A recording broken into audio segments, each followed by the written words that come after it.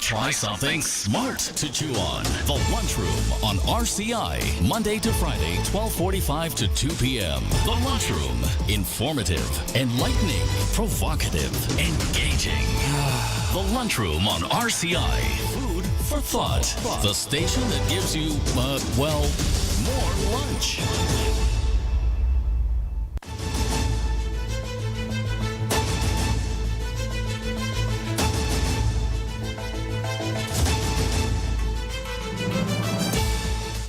Good afternoon and welcome to the Lunchroom on Radio Caribbean International. It is Thursday. It is November the 30th, last day of November in the year 2023. This is program number 1104 of the Lunchroom, and I'm your host, Calix George Jr. In addition to 101.1 FM radio, you can also get us at our website. It is rcistlucia.com. That's rcistlucia.com. You can, of course, also download our previous shows on that platform. And we're also streaming live on YouTube. Just search for the official page of Radio Caribbean International on YouTube, and you will be sure to get us there live. Now, if you want to tell us what's on your plate today, the number to call in, it is 452-3046. Again, 452-3046. As well, the WhatsApp number, where you can call in to 724-0008. Again, if you want to call or message in on WhatsApp, you've got to have that app, of course, and that number is 724-0008. Now, some history for today. In the year 1016, Canute the Great, the King of Denmark, claimed the English throne after the death of Edmund Ironside. In the year 1876, on this day, archaeologist Heinrich Schliemann,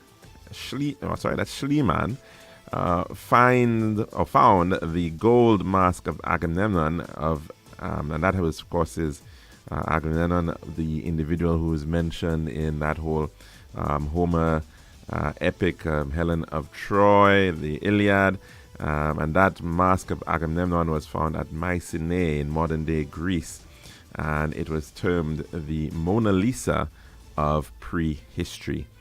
And in the year 2017, very interestingly enough, the world's longest recorded rainbow, and that happened in Taiwan. It was in Taipei's Yangmingshan mountain range, and it lasted 8 hours and 58 minutes. And we now move on to our dish of the day.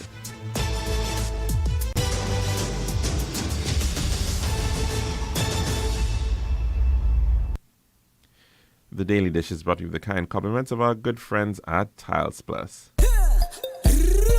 One tiles for your home, I see. Bathroom, kitchen, pantry. Need tiles for your balcony. Come down to Tiles Plus, satisfaction guarantee. Tiles Plus, Tiles Plus, Tiles Plus. Big tiles with unbeatable cost. Customer service, A+. There's all kind of tiles. Come down to Tiles Plus. We also got glassware and vanity. Books, doors, you'll see. Come down to mind nobody. We got the best tiles on island. Trust me. We are located Land Street in Castries, Bosses Jugosile, and Flag Street in Beaufort. Telephone number 453-7939. Tiles Plus. Serving now, the Daily Dish. And welcome back to our lunchroom program here at Radio Caribbean International. Now, of course, we are on a watch for a march, and that's happening in the city of Castries later on this afternoon. It looks like the weather is perhaps not going to be too favorable. We're seeing some overcast clouds, but let's see how that continues to develop. But certainly it is being put on by the United Workers' Party, the opposition United Workers' Party. They have decided to have a second march for this in about a month's time, really. March in November. Of course, we're coming to it's the last day of November. It's the last day of the hurricane season, and of course, the second march in about 2 months, or in about a month's time. I think there was a march back in October in the constituency of Vieux-Fort. That one heading to the St. Jude Hospital site, and it is still pretty much being used as the main thematic reason for this march, which is coming up today, this afternoon at about 4 o'clock, kicking off from the VG playing field at about 4:30, sorry.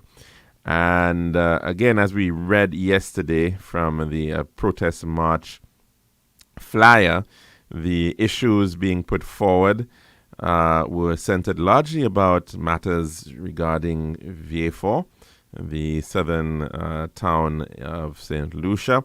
And it says, VA4, let's come out to march to say no to GPH, to save the VA4 port from no development for 40 years. Say no to an 80-year-old hospital. Say no to nepotism. Say no to a downsized airport terminal. Say no to other issues, including victimization, food inflation, 2.5 levy, crime escalation, increase in gun violence. VA4 deserves better. And of course, the matter of inflation has been one we've been speaking about for quite some time, and we do note that governments have been battling with the challenge of inflation, particularly with respect to the matter of fuel for quite a long time. That has been a major driver of prices, connecting both transportation costs as well. And of course, because of the transportation costs, and we are so heavily dependent on imports, once freight costs go up, the cost of shipping goes up. It therefore means that, of course, the cost of imports here go up. And of course, the knock-on effect as well in the energy sector, price of electricity. There are fuel surcharges. There's a fuel surcharge applied to electricity bills, and of course that has been in place for quite some time because our generation is tied to and is dependent on diesel, so it therefore will go up as the cost of that fuel, imported fuel, goes up as well. But of course it is a matter, I suppose, that all opposition parties will latch upon, the matter of inflation, which has not been helped by the continued conflicts in Europe, in Ukraine, Russia, as well as new conflicts in the Middle East, in particular Israel and its current ongoing attack in the Gaza Strip. And of course, the matter of crime escalation, well, we've been speaking about that for quite some time, and you'd of course also recall then Leader of the Opposition, Mr. Alan Shastney, declaring that he was going to solve crime in the 2016 general election. We've since then seen year after year pretty much an almost continued rise in violent crime, unfortunately, here in St. Lucia. And it certainly does suggest that the factors at play seem to be completely removed from the matter of politics, because we've continued to see this rise of criminality.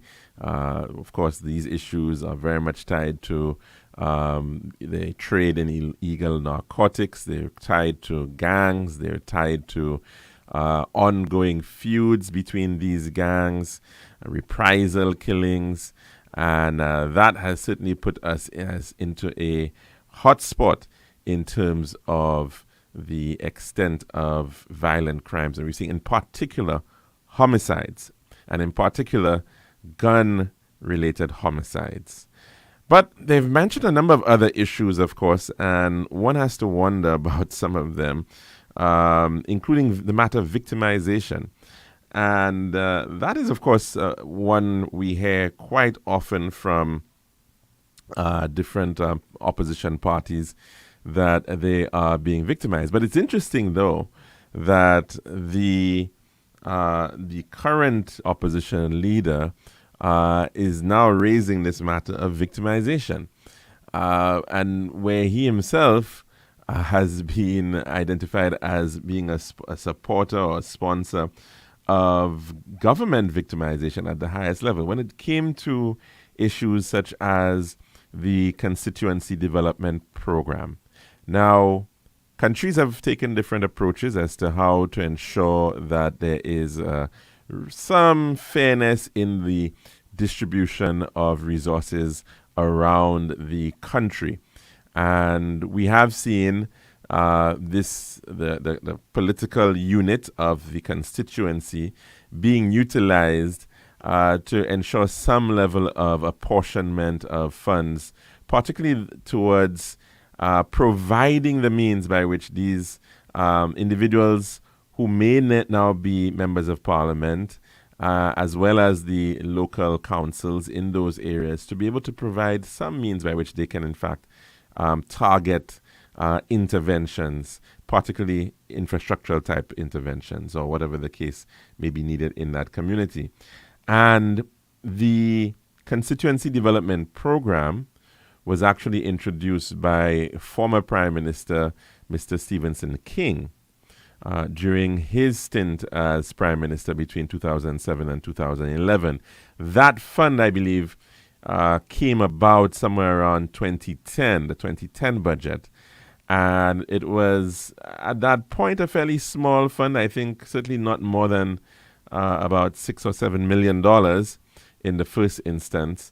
And the idea was so as to provide some spread of the resources of the country towards financing constituency community-based projects. Now, we should also mention that that also came against the heels of the entire matter of the quote-unquote $1 million being provided to then members of the governing side, the United Workers' Party, to each constituency. It was believed that this was part of the entire deal which had been struck by then Foreign Minister Mr. Bousquet, who in fact assisted in the transfer of diplomatic relations from the People's Republic of China, or mainland China, to the Republic of China, Taiwan, back in 2007. And we know that whole debacle and all that came out of that in terms of the shakeup in the cabinet, the firing of ministers, and so on. And of course, this issue of monies which were going directly into, it would appear, the control of members of parliament and not getting into the consolidated fund. And in some instances as well, being put through the constituency councils, the village councils, the town councils as they were known at the time. And that, of course, led to an entire review so I guess you could say an audit of that situation when there was a change of government in 2011. But even before that, this introduction of the CDP was to, I assume, sort of, structure this approach as to how funds should be divided and shared across constituencies. And as I said, that actually started off under the Stephenson King administration. When the Kenny Anthony administration came in, you also saw a significant increase in the fund size. So, and of course, this money coming from the Republic of China, Taiwan, somewhere between 17 to 18 million EC dollars, now being put through the consolidated fund, being accounted for within the government financing scheme and arrangement, and then being disbursed accordingly to all the various constituencies to ensure that they could engage in projects. What we then saw when a change of government again in 2016 was that even where there were 6 opposition-held constituencies, the members of parliament who were in fact elected by the the electorate in those respective constituencies, they were not engaged at all in being able to determine how those funds were going to be spent or disbursed within the constituencies, of to say, well, to give recommendations to what projects they wanted to see or being given priority. And that was not done. And that was not done for over 5 years under Mr. Alan Chasney's watch. And so when we now see, shouts of victimization, you've got to be thinking about a little bit about your own record and, the fact that, if you're in a glass house, you really should not be throwing stones, because that was a very blatant situation with respect to the issue of victimization of constituencies. So much so, of course, the entire matter even became christened by then still member of parliament for Vieux South, Dr. Kenny Anthony, what he termed as the Belrose Doctrine, and that in response to a very open statement being made by then Senator in that Alan Chasney government, that it's pretty much okay for the government not to provide resources to one constituency if that constituency had not voted for the ruling party.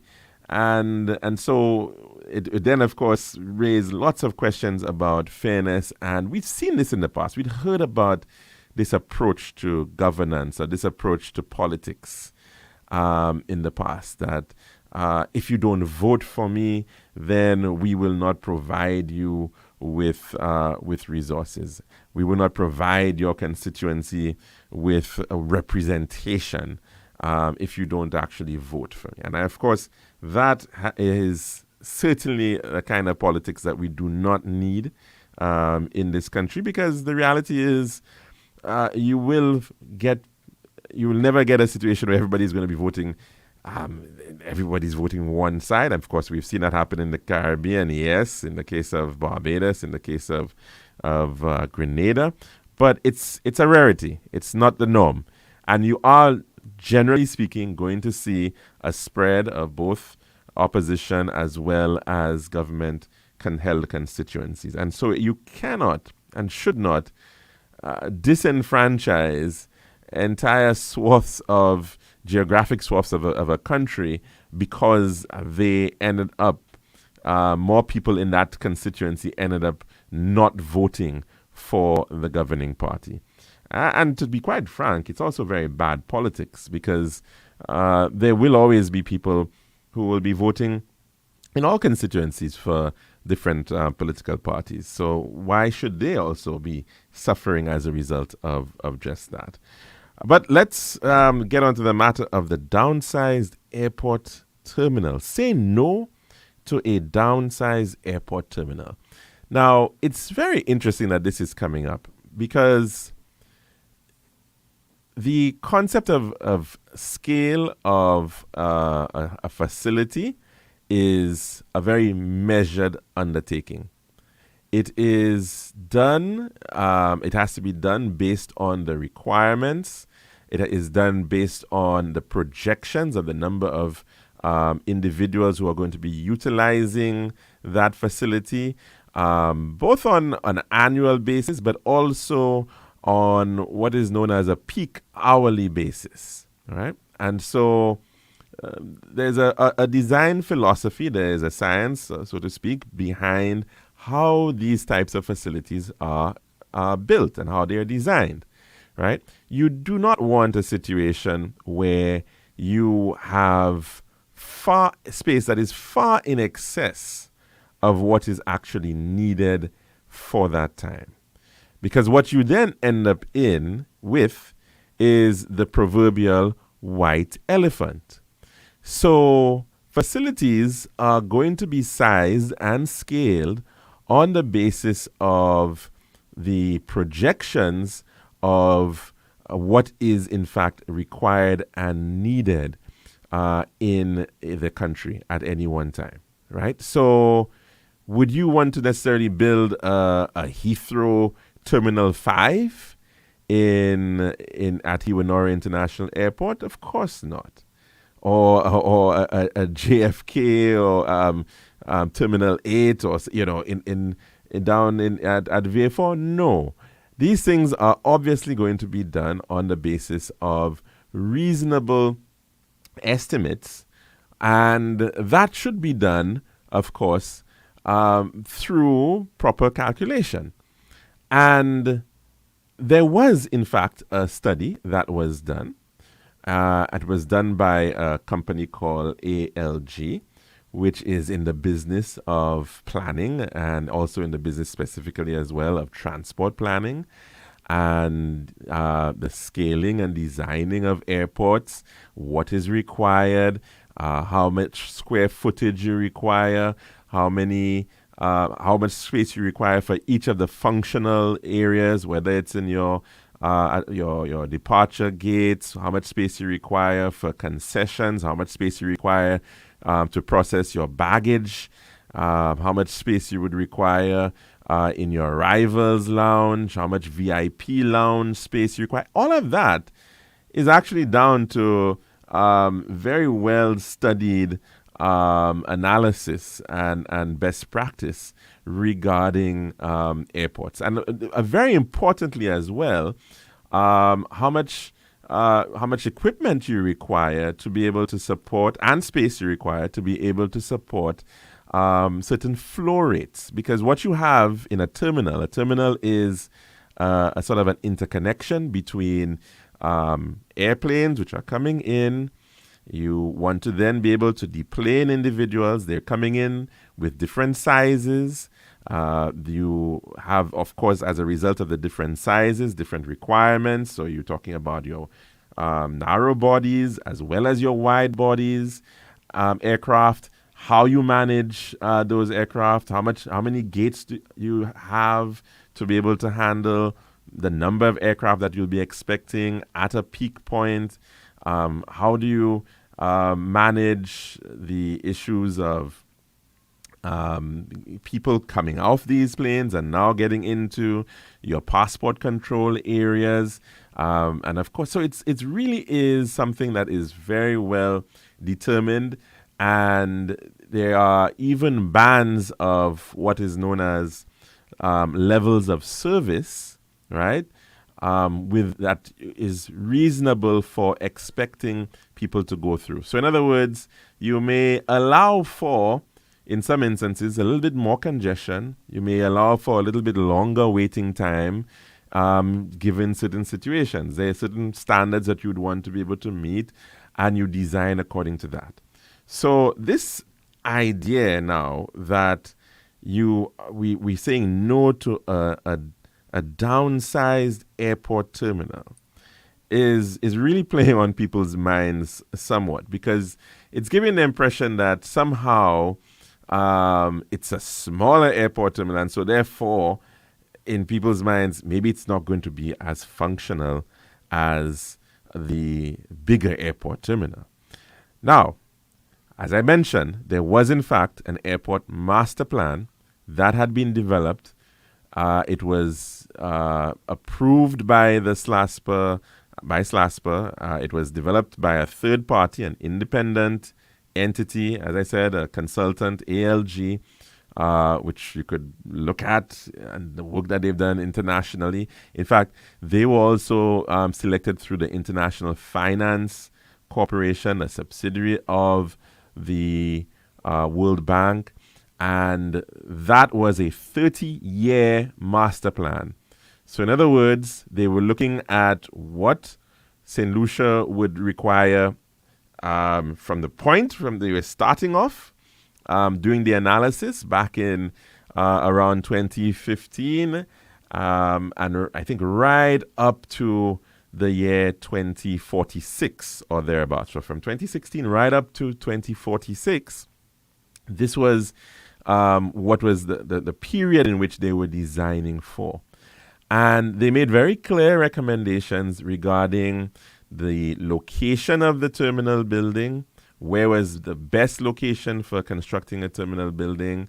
They gave various options as well within this context, recognizing that you may want to decide in keeping the existing terminal and expanding it if you wanted to reduce on the overall capital expenditure in the beginning. That was one option. And they also gave another option of a new terminal building being constructed north of the existing terminal building in the existing car park of the Hiwanora International Airport. That was the recommendation, in fact, to go towards that, building a new terminal building and then demolishing the existing one by allowing that area now to be used for parking apron so you could have more capacity to handle more planes on the ground. So the size of the terminal, as I said, was also very well calculated and sized based on what you would require for growing the airport. And in fact, the recommendation was to start off with a particular size, which was working out to be somewhere about 2.7 times the current size, well, roughly about 2.5, sorry. So about 2.5 times the current size of the airport terminal at Hiwanora. Currently, we have a terminal building of about 115,000 or so square feet of space. And the recommendation was to move to a new terminal building with about 275,000 square feet of space. So that was the plan as it was in 2016, and that was the design plan which they were working with. This was the design plan which was underpinning the investments and through a public-private partnership as well. All right. So this was all very well determined and calculated. Now, somewhere in the mix, of course, we knew plans changed. And in came this idea of a larger and larger and larger terminal building. And the approach too was to say, hey, you know what? We want a terminal building where we can now have departures on one level and arrivals on another level, similar to what you may see in very, very large airport terminals, airports around the world, right? But the reality is that that was actually not necessary for our needs. If anything, you could say this was an overbuild and was unnecessary spending. So you then end up with a sort of like a double vaulted set of space where you now have to look at having additional space. And of course, so there was a whole lot more space which was being added on to this new terminal. So in addition to the new location, which was not part of the master plan, there was also a massive increase in the size of the terminal. So instead of building a terminal of about 280,000 square feet, it then moved to 385,000 square feet, a whole 100,000 square feet more space than what was actually projected for need. So, of course, there's been a lot of review about this matter and continued review about this matter by consultants from the IFC and others.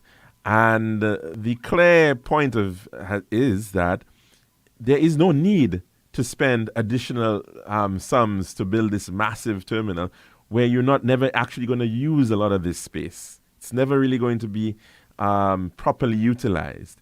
And so if you want to actually be prudent, you would scale down the terminal. So it's very bizarre when we're seeing these types of issues being brought forward as a reason to march, because it's for one, it certainly is placing the country in a better situation if, in fact, you can reduce the size of the terminal building.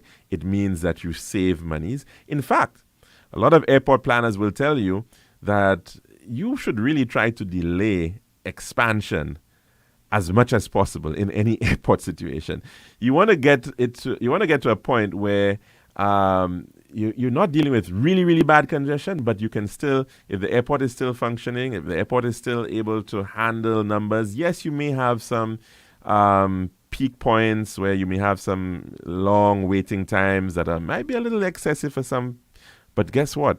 You see that almost everywhere around the world, all right? And so you actually are saving a lot of money when you don't, when you actually delay these types of investments, and it actually works to your benefit in that regard. So I'm saying all of this to point out that, I mean, if we are going to be asking people to come out and to protest, let's ensure that they're protesting for good reasons. Let's ensure that they're actually being called out to be demanding something that, you know, is certainly out of place and egregious or whatnot. But let's not be asking them to protest against good things and to protest against things that we really should be doing in this country at this point in time. That's our dish of the day. When we come back, we're going to be heading to our weather report and as well taking in some calls. This has been The Daily Dish.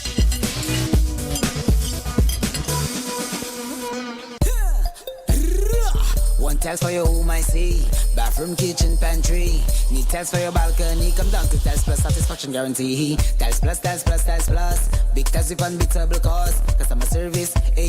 This all kind of tests. Come down to Test Plus. We also glad gas and vanity. Box, dust, you'll see. Come down to mind nobody. We got the best tests on island. Trust me. We are located Land Street in Castries, Bosses, Grozile, and Flag Street in Beaufort. Telephone number 453-7939.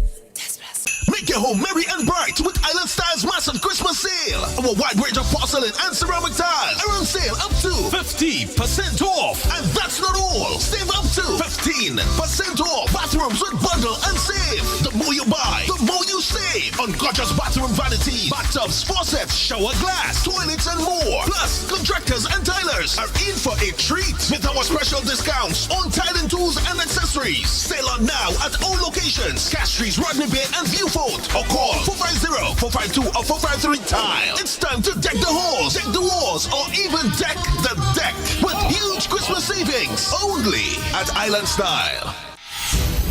This is Radio Caribbean International. It's now time for the weather news.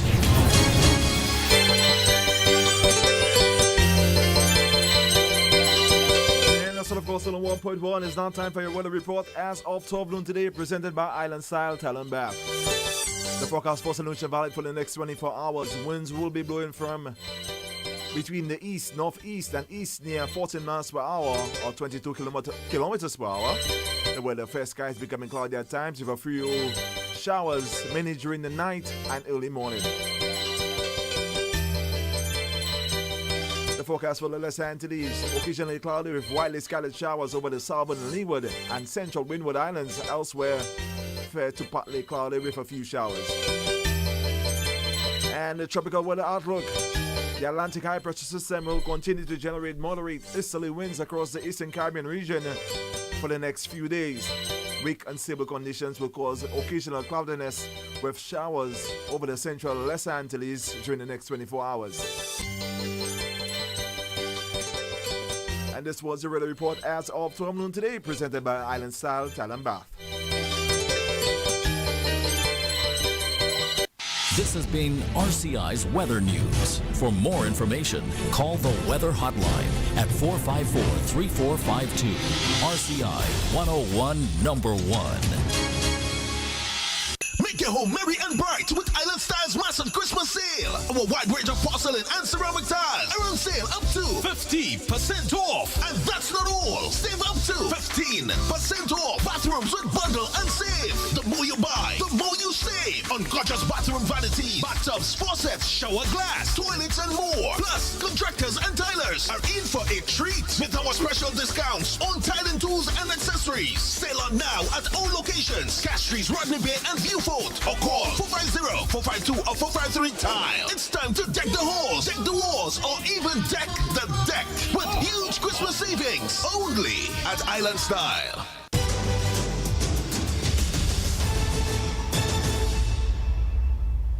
And welcome back to the Lunchroom here at Radio Caribbean International. And just a reminder from Republic Bank. Republic Bank encourages you to make Christmas magical for your micro and small businesses. And bundle up for the best rates, flexible repayment times, and up to $50,000 unsecured. And you can also win $10,000 cash back. And you can look out for them this Saturday. They've got a caravan running this Saturday, December the 2nd. And the route kicks off from Johnson Center at Rodney Bay. It then heads into Moshi, Corinth, Grand Riviere, Union, Babonneau, and back into the town of Grosley. That's happening this Saturday, December the 2nd, from 9:30 in the morning until 3:30 in the afternoon. And that is happening thanks to Republic Bank and their logo, their line at this point: we're invested in your small business. And of course, it's about making your Christmas magical for your businesses, whether it's small or micro. You can get up to $50,000 unsecured loans with very flexible repayments. It is also Independence Day in Barbados. They got their independence back on this day, November the 30th, 1966. And so we wish all Barbadians a happy independence. And of course, we do hope that they are having a great day indeed on the Feast of St. Andrew. Of course, the number to call in to tell us what's on your plate today, it is 452-3046. Again, 452-3046, as well as our WhatsApp number. It is 724-0008. Let's go to the phone lines at this time. Good afternoon and welcome to the Lunchroom. What's on your plate today? Good afternoon, brother Alex. How are you doing? Very good, thanks, caller. How are you? I can't complain. I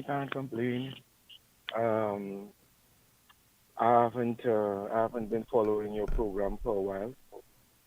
Today I decided to follow and to make a contribution. Wonderful. Thanks for joining us. But before we go, how are you? I'm pretty good, thank you, caller. Very good, thanks.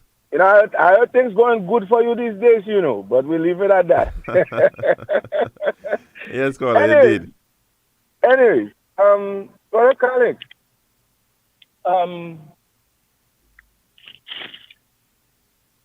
the debate that is going on now regarding, you covered some of that in your preamble, regarding getting people on the road to strike because of the poor state the country is in and in the economy. I mean, that debate, I want to focus on that debate. Okay, sure, go ahead. Okay. Now, when I sat down and I like analogies, and I said to myself, that's my cutlass there. I have a cutlass.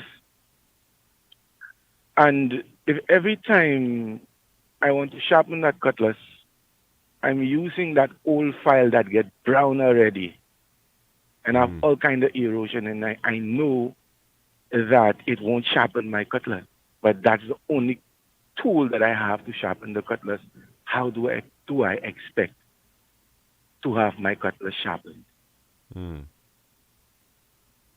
Because my file is faulty. So coming back to what I said, having that debate, I'm listening to the people carrying the debate. I'm listening to the different talk shows, and I'm listening to the people that are carrying the debate and the leading debate. In my opinion, it goes back to my analogy. It is the same dull file that I have that couldn't sharpen my cutlass, meaning it is the same people that have put us in the condition that we are today or contributed. Now, I'm asking myself, and you were talking about political parties earlier on, I'm asking myself, why isn't it, and I'm not even going to leave the responsibility upon them, And with them, I'm referring to the other political parties, at least two of them. The Green Party, and please forgive me, enlighten me, I forgot what Buffalo's party, the name of Buffalo's party. Buffalo came with the party some time ago. I don't recall. He did? That even says how significant the party is. Now, to continue, I'm asking myself, why isn't it that the media isn't reaching out to these people for them to contribute to the debate? I'll tell you why, and I'll stick with the Green Party. At first. The Green Party can contribute to a discussion and a debate.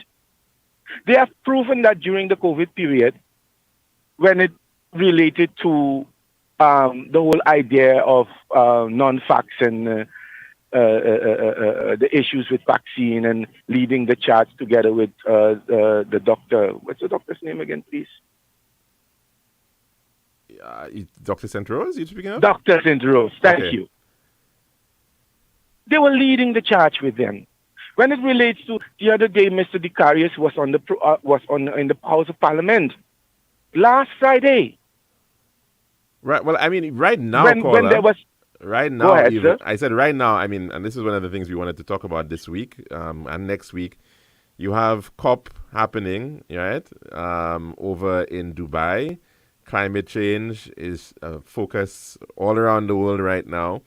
The issue about how we transition to a greener, more sustainable life here in St. Lucia is very important.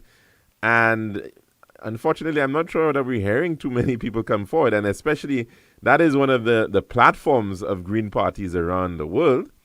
So they're very welcome to come on this program if they want to do so. And anybody who wants to discuss those matters, which I think are very salient and should be discussed right now.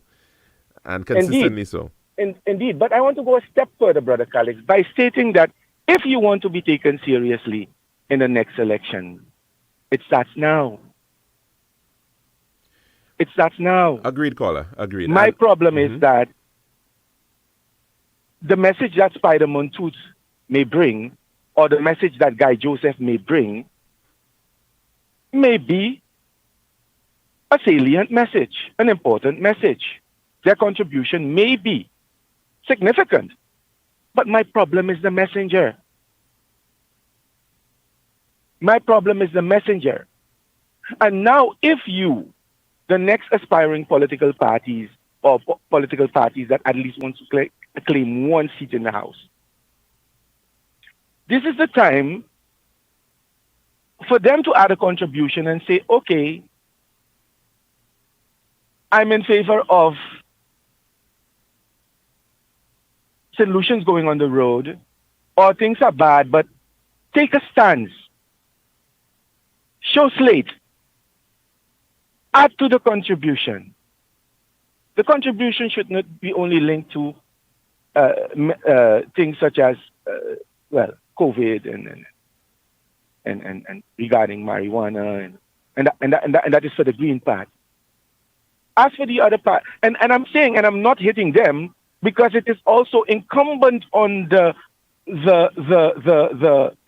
media to strengthen our democracy by pushing a microphone in front of the carriers of Buffalo and say, but listen, this is going on. Shasmi say that. Pierre say that. What you say?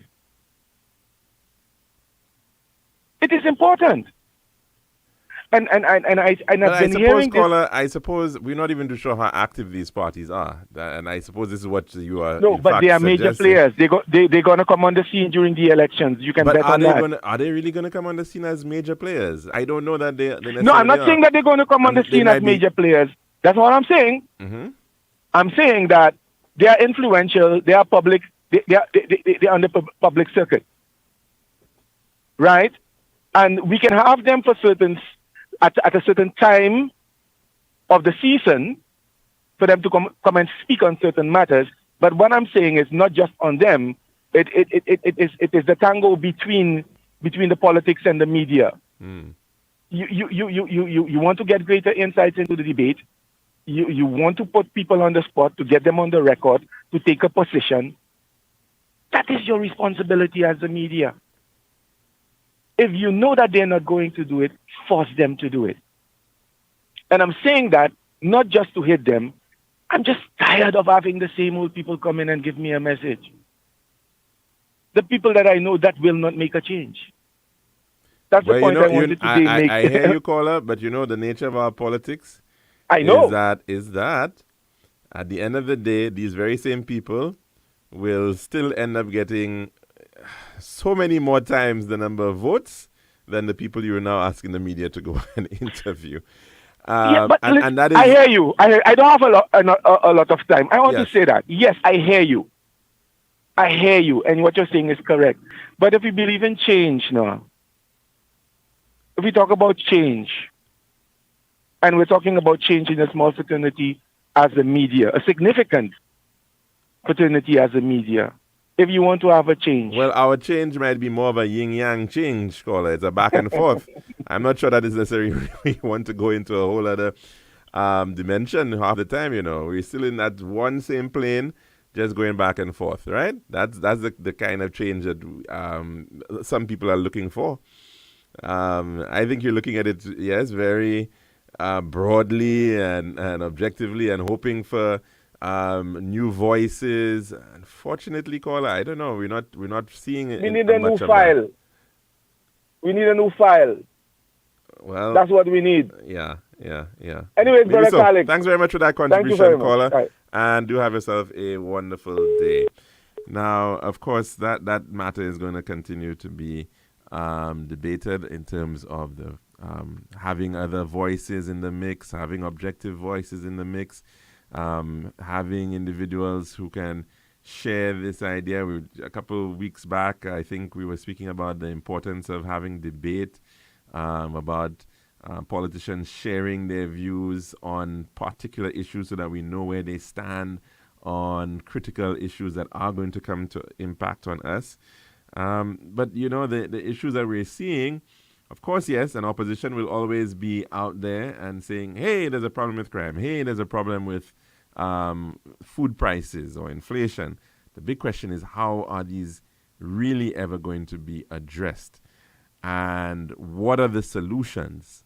How are those solutions going to be coming forward? Now, opposition parties quite often believe that if they come out and their job is just to complain, their job is just to highlight the flaws, but when it comes to solutions, they quite often do not want to be making recommendations. They don't want to be putting them forward because they may believe somehow that if they do that, the ruling party will then take their recommendations and implement them and get them going. Now, in fact, the reality is our biggest challenge as a country is probably implementation. There are lots of recommendations that have been made, and for one reason or another, we don't seem to have the political will or the capacity or the infrastructure or the administration to make these things happen. Right? So that is, in fact, a much bigger problem. And so I don't think opposition parties should fear making recommendations that are cogent. But we've seen, of course, in the past that where that happens sometimes, they might get maligned, or we'll say, oh, we know this already and we're quite fine, or you have no right to speak, or you've lost the vote, and so therefore you shouldn't say anything. We've been subjected to that kind of thinking and approach in the past.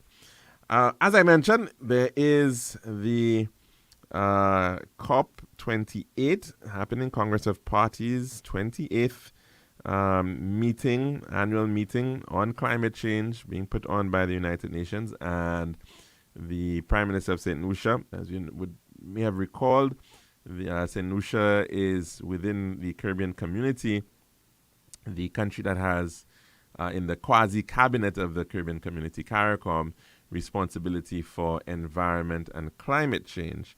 And the Prime Minister, Honorable Philip J. Pierre, is the spokesperson for climate change in CARICOM, and he is to advocate climate action at COP28 in Dubai. Prime Minister, and this is a press release coming from the Office of the Prime Minister. The Prime Minister, Honorable Philip J. Pierre, currently serving as a spokesperson for climate change in the Caribbean community, CARICOM, is set to attend COP28, the 28th annual United Nations climate meeting scheduled in Dubai, United Arab Emirates, UAE. Prime Minister Pierre will attend COP28 from November 30th to December the 5th, 2023. COP, short for Congress of the Parties, convenes nations that committed to the original UN climate agreement in 1992. Remember that happened in Rio. This summit holds immense significance as leaders gather to discuss strategies to limit and prepare for the imminent challenges of climate change. The primary focus of COP28 is to uphold the collective commitment made in Paris in 2015, aiming to restrict long-term global temperature rises to 1.5 degrees Celsius. This target is paramount in mitigating the severe impacts of climate change, as emphasized by the UN's Intergovernmental Panel on Climate Change, the IPCC, or the situation will worsen. Although the rise in global temperature from pre-industrial times is now estimated to be between 1.1 and 1.2 degrees Celsius, new forecasts suggest that temperatures could rise by 2.4 degrees to 2.7 degrees by the year 2100.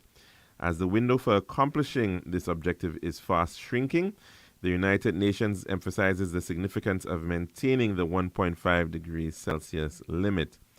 The Caribbean Small Island Developing States, SIDS, are among the most vulnerable nations to the effects of climate change, and their situation will worsen if appropriate action is not taken. We're going to go to the phone lines to take in a call at this time. Good afternoon and welcome to the Lunchroom. What's on your plate today? Hi, good afternoon. Can you tell me what is the urgency for going back into power after 2.5 years? Oh, caller, I think all political parties want to get back in power as quickly as possible. That's just the nature of politics. Yeah, but then I'm listening to why I say that I'm listening. Like yesterday, you find 14-year-olds on one station, guy was on another station, another person was on another station, and it's like that, and you're hearing the need to save St. Lucia because things are in a total mess, and it takes people that really know how to restore that country to good wealth and all sorts of things. Very well, very well. And we should therefore be asking the individuals who are coming out and saying that, what are their plans to do just that? What is it that they are going to be doing differently this time around as opposed to their last term in office and as opposed to the current administration? That's the bottom line, caller. I mean, every single politician, every political party, they will come and they will say that things are bad, that the country is in crisis, and that they want to be able to move forward. Now, I'm saying so, loosely because in as much as I'm saying that, we have gotten to the point where we are no longer expecting our politicians to be objective. The politicians have gotten to a point where they are very keen on exaggerating. They're very keen on creating the worst case picture or the best case picture if they're in power, right? This is the situation at hand, and so our questions have to be therefore, well, what's going to be different? I mean, if you're saying that it's so bad, what is so bad, and how are you going to be able to make it any different? How are you going to be able to address the matter of rising crime? How are you going to be able to address the issue of inflation that's going on around the world? How are you going to be able to handle the issues of addressing the cost of healthcare and not how are you going to finance healthcare? How are you going to finance national security? How are we going to finance our challenges with infrastructure? All of these things, have to come, and a lot of it still comes back down to the matter of good governance. Because if we're going to be coming in, we seem to have no problem spending excess of hundreds of millions of dollars on oversized, unnecessary infrastructure, whether it's airport terminals, whether it's a whole other hospital at St. Jude, where right now we have 2 hospitals on the ground, right? So you're now coming out and saying, give relief for electricity and give relief for food. But if the country had the financial wherewithal, whether we were not going on a spending spree on unnecessary projects, then maybe the country would have some money tucked away to be able to address a lot of these problems. Because last night the former Prime Minister was on DBS, and I think I heard one person calling him before and calling him uncle and telling him about they'll be soon coming back into power. But then after listening to so many of the callers asking him questions that he could not even answer, there was one gentleman that said he lived in VA for all his life, and he's saying to him, okay, apart from the DSH deal you had, what other thing you had in place to enhance our tourism thing in VA4? And he just did, and then he said, well, he had this dream of sandy beach, and it's just that, and then about Galaxy, and it was like, oh, but then he quickly went on to the things like the call center, and this, but these are not tourism things, and that, the man was asking what did you did to enhance it, but he went on to the call center, but the Galaxy and the sandy beach was just a dream. So there was nothing to enhance the tourism. One day, and he said about this the airport, which was, state of the art, grand airport and all sorts of things. But he really could not even explain. And he said about his dream for Sandy Beach. And his dad was on. I used to listen every Wednesday. Would say two projects, Sandy Beach and something else, would be coming on even before elections had reached. Because he kept on saying, because I would listen, and the amount of things these people were saying that they would have. And I haven't, these things, they didn't come to fruition. Where are all of those things you were promising people? Well, I think the reality is that a lot of times politicians will come with a lot of grand promises that are just simply that. They sound very nice, but are they practical? Are they thought through? Are they implementable? I mean, those are some of the questions that we should certainly be asking when we look at some of these things. Can they really happen? And the other challenge too, let's face it, is that a lot of these things take time. I mean, look at the situation of the Castries-Grosley Highway, right? This has been under study for up to maybe at least 2 decades, right? Yeah. We saw part of the highway being upgraded between the VG area and Shock. There was always this plan to continue the highway up. And remember, this was a highway that was built in the 1970s. At that time, unfortunately, they did not ensure that there was sufficient road reserve to widen the highway. People have built very close to it. It's therefore you can't really get a proper dual carriageway with medians and verges and all of that you would probably want to have. But the reality is you've got a major demand on that link, and you need to improve on it. And there was a project in place to do that. It was funded by the Kuwaitis as well as the OPEC Fund for International Development. You came in, you decided for whatever reason that you were going to cancel that project. Now, you see, canceling in governance when you actually need something, when it should be it was part of a plan, does not help. So it's those kind of reckless actions that we certainly have to guard against. That is a major part of our issue with governance, especially in this current scenario where you're moving from one party to the next, one party we're flipping and flopping back and forth between parties, right, every 5 years.